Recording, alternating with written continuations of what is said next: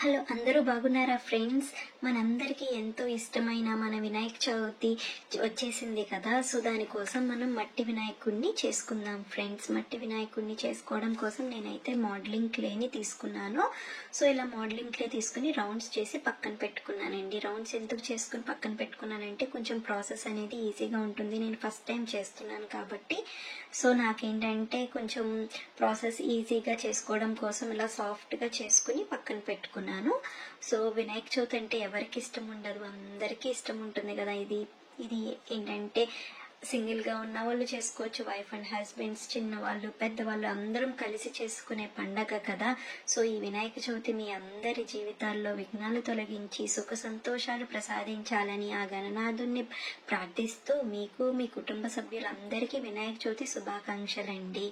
ఇంకా ఎందుకు ఇంత కష్టపడి మార్కెట్లో దొరుకుతుంది కదా, ఎందుకు ఇంత కష్టం అని అనుకుంటున్నారా?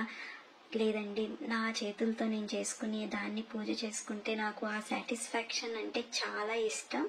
సో నేను అందుకనే కొంచెం టైం అయినా కానీ నేనే చేసుకుందామని చెప్పి డిసైడ్ అయ్యి ఈ మట్టి వినాయకుడిని చేస్తున్నా. ఇది ఫస్ట్ టైం ఫ్రెండ్స్ నేను ఇలా మట్టి వినాయకుడిని చేయడం. నేను ఎప్పుడు ఏంటంటే పసుపు వినాయకుడిని చేస్తూ ఉంటాను, లేదంటే ప్లేడవుతో కూడా చేస్తూ ఉండేదాన్ని.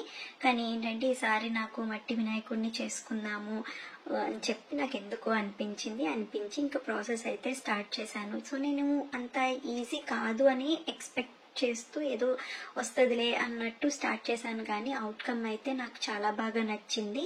అండ్ ఏంటి అంటే ఇంకొక ముఖ్యమైన విషయం ఏంటంటే ఈ మట్టితో చేస్తున్నప్పుడు క్రాక్స్ వస్తాయి కదా. సో ఆ క్రాక్స్ వచ్చినప్పుడు మాత్రం ఏంటంటే మనం వాటర్తో కొంచెం తడుపుకుని అలా చేస్తూ ఉంటే ఈ మట్టి కూడా మన మాట వింటదన్నమాట. ఇంకొక విషయం గుర్తుపెట్టుకోవడం ఏంటి అంటే ఈ హ్యాండ్స్ని లెగ్స్ ఇవి జాయింట్ చేసుకునేటప్పుడు కొంచెం మనం తడుపుకున్నామంటే ఇంకా ప్రాసెస్ అనేది చాలా ఈజీగా అయిపోతుంది ఫ్రెండ్స్. ఇంత ఇలా అవుతుంది అని అయితే నేను ఎక్స్పెక్ట్ చేయలేదు, కానీ నేనైతే చాలా హ్యాపీగా ఉన్నాను. ఈ అవుట్పుట్ ఇలా రావడం అనేది ఐఎమ్ సో హ్యాపీ అన్నమాట. ఈ ప్రాసెస్ అంతా నాకు ఆల్మోస్ట్ ఒక 1 అవర్ పట్టింది. బట్ కొంతమంది ఏంటంటే ఆల్రెడీ కొంచెం ఎక్స్పీరియన్స్ ఉన్న వాళ్ళు, అంటే కొంచెం హ్యాండ్ క్రాఫ్ట్స్ అవి చేస్తూ ఉన్న వాళ్ళకైతే నాకు తెలిసి ఇంకా త్వరగానే అయిపోతుందని నేను అనుకుంటున్నాను. బట్ నాకైతే ఒక 1 అవర్ పట్టింది ఫ్రెండ్స్. నేనేమి 100% పర్ఫెక్ట్గా వచ్చింది అని చెప్పి నేను చెప్పను, కానీ అవుట్కమ్ అయితే ఐఎమ్ హ్యాపీ. ఎందుకంటే నేను ఏదో ట్రై అయితే చేశాను కదా అని చెప్పి ఫైనల్ అవుట్పుట్కి నేను చాలా హ్యాపీగా ఫీల్ అయ్యాను. మీరు కూడా ఇలా ఫస్ట్ టైం చేసేవాళ్ళు ఒకవేళ చేద్దాము అనుకుని ఈ వీడియో కనుక మీకు యూస్ఫుల్ ఉంటుంది అనుకుంటే కంపల్సరీ ఈ వీడియోని మీరు సేవ్ చేసుకుని పెట్టుకోండి. సో నెక్స్ట్ ఇయర్ యూజ్ అవుతుంది కదా.